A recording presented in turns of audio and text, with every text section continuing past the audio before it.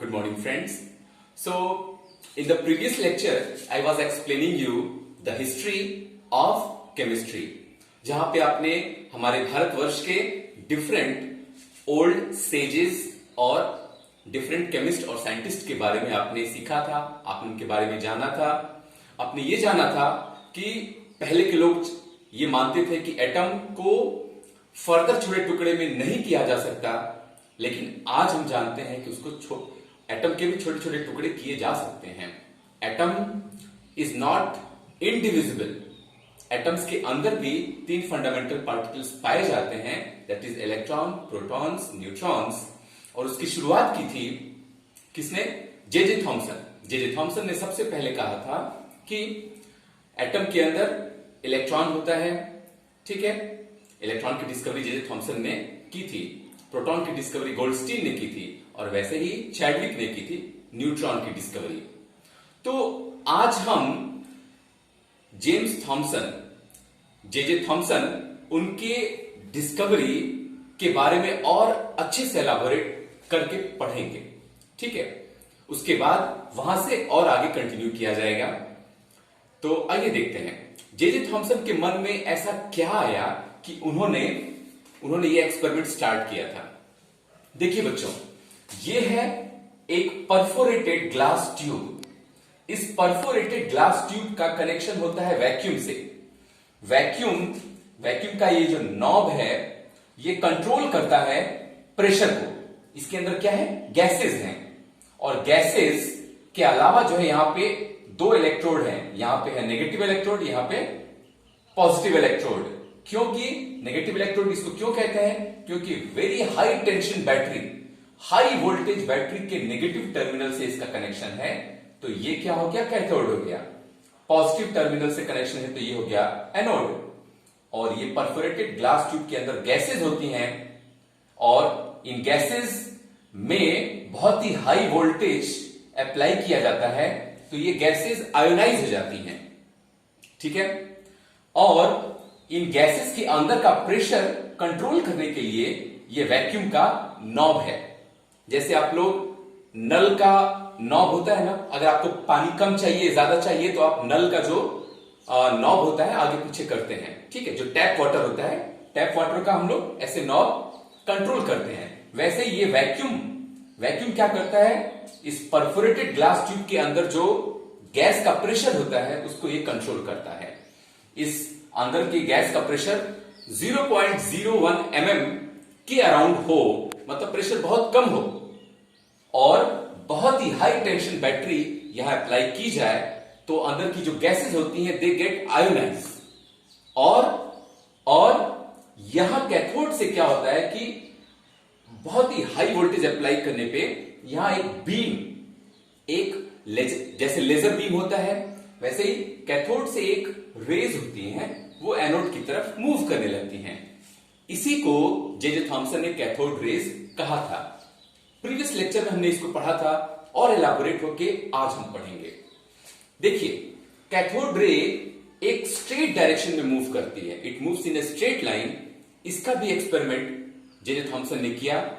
अगर मान लीजिए कैथोड रे अगर स्ट्रेट लाइन में मूव करती है तो क्या होगा? इसके रास्ते में एक मेटल का ऑब्जेक्ट रख देंगे तो उसकी परछाई कहां पड़ेगी? पीछे पड़ेगी ना। यही उनके मन में आइडिया था कि कैथोड रे अगर मूव करती है तो उनका रास्ता, what is the way, what is the path in which they travel? तो उन्होंने पाया it travels in a straight line just like the laser beam. और उन्होंने प्रूफ कैसे किया था? यहां पे एक सब्सटेंस रख दिया था, और इस सब्सटेंस का जो शैडो है यहां स्क्रीन पे उन्होंने पाया। It proves that this cathode rays they moves in a straight line. Also उन्होंने ये एक और एक्सपेरिमेंट किया था, जहां पे एक कागज, जिसे कागज का पहिया होता है, तो कागज के पहिए से भी ज्यादा हल्का पहिया उन्होंने यहां रख दिया था। अगर आप यहां कागज का हल्का सा पहिया रख दें और यहां से पंखा चला दें तो क्या होगा? फैन की तरह ये रोटेट करने लगेगा। हवा की प्रेजेंस में ये मूव करने लगेगा, because wind has one energy. Cathode ray भी एनर्जेटिक रेज होती हैं, इसलिए ये जो हल्का सा पहिया इनके रास्ते पे रखेंगे तो it also starts moving.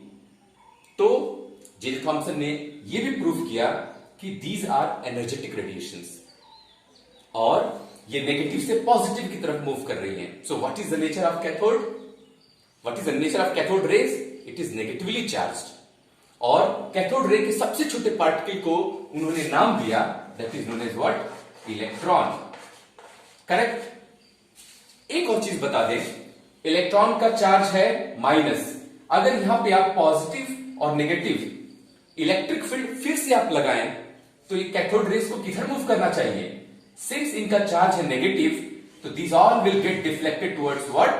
Positive and. और उन्होंने पाया, और अगर हम इलेक्ट्रिक फील्ड को हटा करके अगर हम मैग्नेटिक फील्ड लगा दें तो again they will deflect.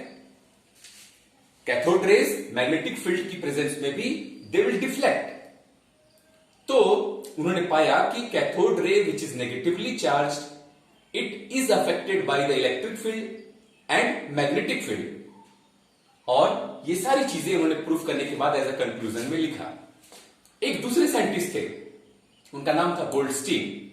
Goldstein के मन में एक आइडिया आया, एक थॉट आया कि अगर कैथोड से अगर रेज निकल कर एनोड की तरफ मूव कर रही हैं, तो क्यों ना एनोड से भी कोई ना कोई इनविजिबल रेज कैथोड की तरफ मूव करना चाहिए। इस कॉन्सेप्ट को, इस आइडिया पे वर्क करते हुए उन्होंने पाया कि सच में जैसे कैथोड से रेज निकल के एनोड की तरफ जाती है, तो एनोड से भी कुछ रेज होती हैं जो निकल के कैथोड की तरफ आती हैं। और गोल्डस्टीन ने उसको नाम दिया anode rays, and he was the person who discovered proton. इसके बाद एक और साइंटिस्ट आए। हाँ, एक और चीज, एनोड रेज की most of the characteristics were almost similar as the cathode rays except its charge. Cathode rays was negatively charged, anode rays were positively charged. ठीक है, बाकी की मोस्ट ऑफ द कैरेक्टरिस्टिक्स दोनों रेज की same ही थी। इसके बाद चैडविक ने डिस्कवर किया न्यूट्रॉन। न्यूट्रॉन का एक्चुअली में कोई चार्ज नहीं होता है, और इन तीनों फंडामेंटल पार्टिकल्स को बताया गया कि ये तीनों की तीनों एटम के अंदर रहती हैं। अब क्वेश्चन आया कि ये तीनों कहां रहती हैं। उसके लिए डिफरेंट साइंटिस्ट्स ने अपने अपने योगदान दिए। वो चीजें हम और अच्छे से वन बाय वन आपको समझाते हैं। इस कॉन्टेक्स्ट में सबसे पहले नाम आता है थॉमसन्स एटॉमिक मॉडल का। थॉमसन ने कहा था कि जो एटम होता है, एटम के अंदर जो इलेक्ट्रॉन और प्रोटॉन होते हैं, एटम के अंदर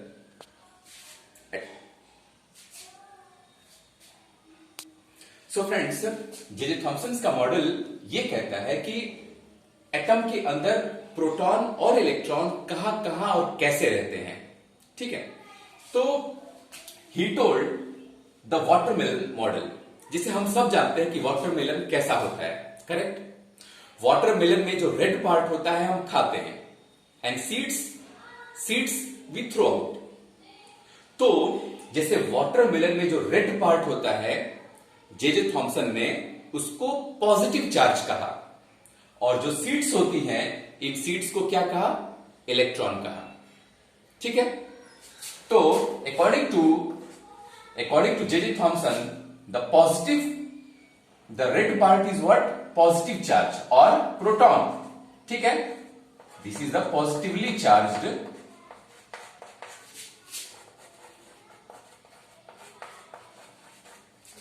ठीक है, red part is positively charged and seeds को उन्होंने क्या कहा था? Seeds are the electron. Exact word क्या है बच्चों, पता है?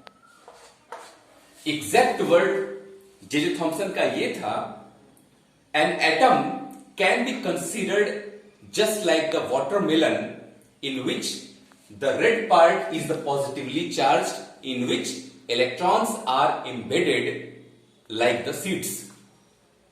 अब जे थॉमसन का ये मॉडल कुछ दिनों तक चला, लेकिन बहुत ज्यादा सक्सेसफुल नहीं रहा। इसी वाटरमेलन मॉडल को ही हम लोग प्लम पडिंग मॉडल भी कहा जाता है। So both are same, confuse मत होइएगा आप लोग। वाटरमेलन मॉडल अगर सही है, जे थॉमसन का ये वाटरमेलन मॉडल सही है, तो रदरफोर्ड ने जो एक एक्सपेरिमेंट किया था उसका भी सही रिजल्ट आना चाहिए। रदरफोर्ड एक दूसरे साइंटिस्ट थे, वो जे थॉमसन के इस मॉडल को लेकर के, इसको आधार मान करके, इसको बेस मान करके एक बहुत बड़ा एक्सपेरिमेंट किया था उन्होंने, that is known as alpha ray scattering experiment. तो उन्होंने माना था कि जो एटम जो है इस तरह से ही होना चाहिए, अगर ये होना चाहिए तो अल्फा रे जो उस पर इंसिडेंट होने जा रही हैं, उनका जो बिहेवियर है उस तरह से होना चाहिए। तो एक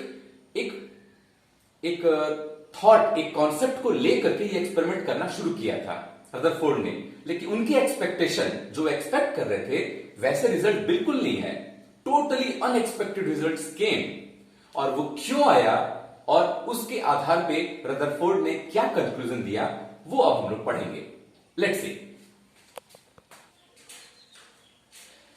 तो रदरफोर्ड एटॉमिक मॉडल को अब हम लोग पढ़ा जाएगा। द ग्रेट रदरफोर्ड ने अल्फा रे को इस एक्सपेरिमेंट के लिए चुना था। व्हाट इज अल्फा रेज, पहले वो हम बता दें। अल्फा रेज या अल्फा पार्टिकल ये होता है, उसका फार्मूला होता है He2+। जब हम हीलियम एटम जिसका एटॉमिक नंबर 2 होता है, मास नंबर 4 होता है, मतलब 2 प्रोटॉन 2 इलेक्ट्रॉन और 2 न्यूट्रॉन वाला, जब ये हीलियम एटम में से जब 2 इलेक्ट्रॉन आप निकाल देते हैं, तो जब 2 इलेक्ट्रॉन निकल जाता है तो 2 इलेक्ट्रॉन की जो डेफिशिएंसी हो जाती है, so it is your alpha particle. इसका मतलब कि alpha particle is a positively charged particle, ये याद रखिएगा। बाकी की और भी चीजें एटॉमिक नंबर, मास नंबर के बारे में हम नेक्स्ट लेक्चर में बताएंगे। मीनवाइल अभी के लिए ये मान के चलिए कि this alpha particle is a heavily positively charged particle. अगर ये पॉजिटिव चार्ज पार्टिकल है और अगर ये किसी दूसरे पॉजिटिव चार्ज से अगर टकराएगी, उसके सामने आएगी, तो रिपल्शन होगा। तो इसकी जो रेस का जो डायरेक्शन है उसमें डिफ्लेक्शन होगा। इसी कॉन्सेप्ट के आधार पे, इसी आइडिया के आधार पे मिस्टर रदरफोर्ड ने एक्सपेरिमेंट किया था। उनका आइडिया ये था, this is the source of the alpha particle.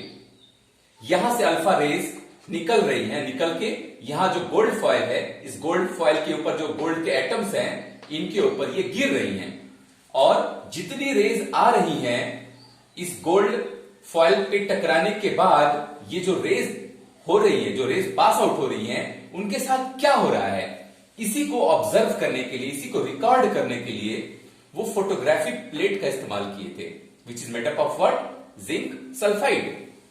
What was the purpose of this zinc sulfide photographic plate?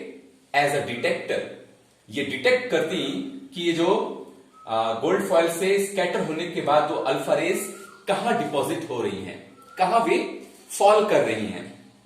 तो ये रदरफोर्ड ने पाया कि अगर ये अल्फा रेज, हम इसी सेक्शन को बच्चों, इस पार्ट को, इतने पार्ट को हम जूम करके यहां प्रेजेंट करने जा रहे हैं।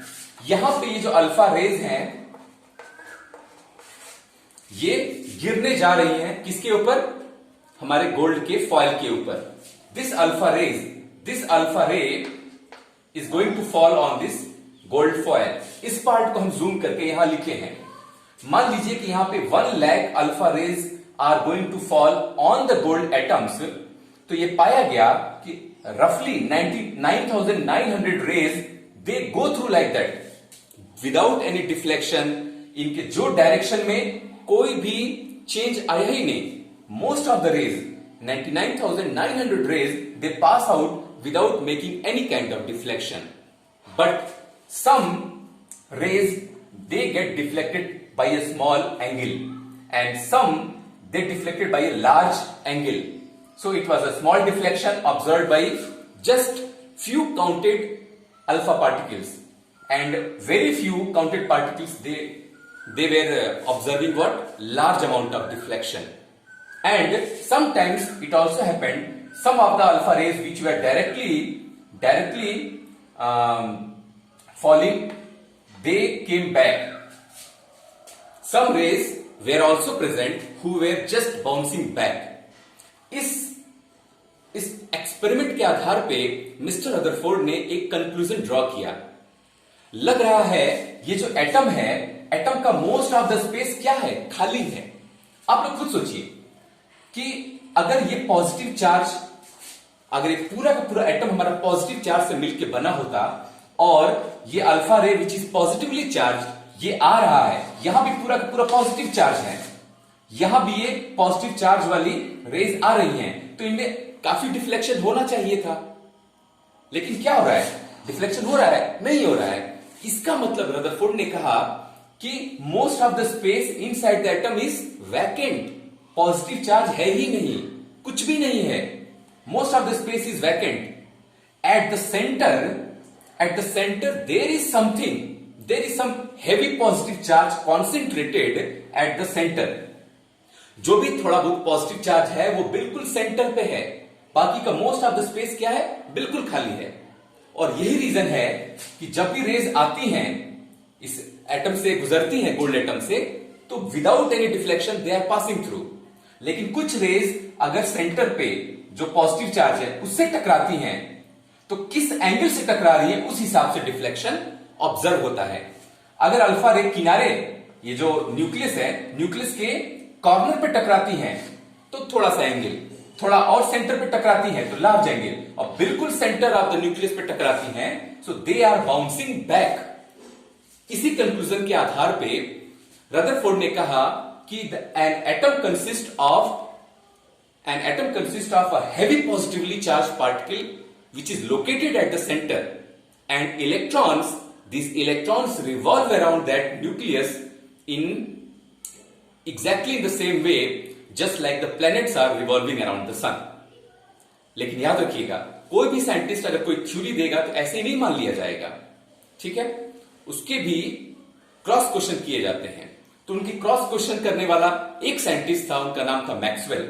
मैक्सवेल ने कुछ ऐसे ऐसे क्रॉस क्वेश्चन पूछे जिसकी वजह से रदरफोर्ड उसका जवाब सेटिस्फैक्टरी नहीं दे पाए and his theory came to an end. Maxwell ने क्या क्वेश्चन पूछा और उसका किस तरह से जवाब रदरफोर्ड नहीं दे पाए, what was the reason of the failure of Rutherford model, ये हम नेक्स्ट लेक्चर में पढ़ेंगे।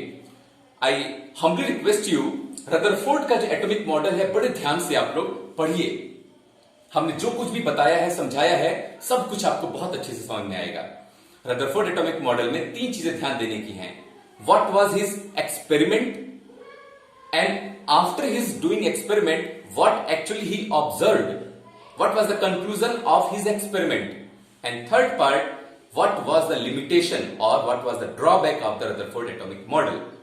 ठीक है, तो ये सब चीजें आप लोग घर से पढ़िएगा, ठीक है? ड्रॉबैक सेक्शन हम नेक्स्ट लेक्चर में बताएंगे, when I will explain you that Maxwell theory और मैक्सवेल का एक क्रॉस क्वेश्चन पूछा गया था जिसको रदरफोर्ड जवाब नहीं दे पाए, इस वजह से उनकी थ्योरी को बैन कर दिया गया, उसको हटा दिया गया। तो ये सब चीजें हम नेक्स्ट लेक्चर में पढ़ेंगे। और उसके आगे जो है और भी इंपॉर्टेंट कॉन्सेप्ट्स हैं, जैसे the concept of isotope, isotone, isobar, isosteres, isodiaphers, ये सब चीजें हम लोग नेक्स्ट लेक्चर में पढ़ा जाएगा। बच्चों, अभी से दिल लगा के आप लोग पढ़ाई करिए, और जहां दिक्कत है please take my help. Okay बच्चों, टेक केयर।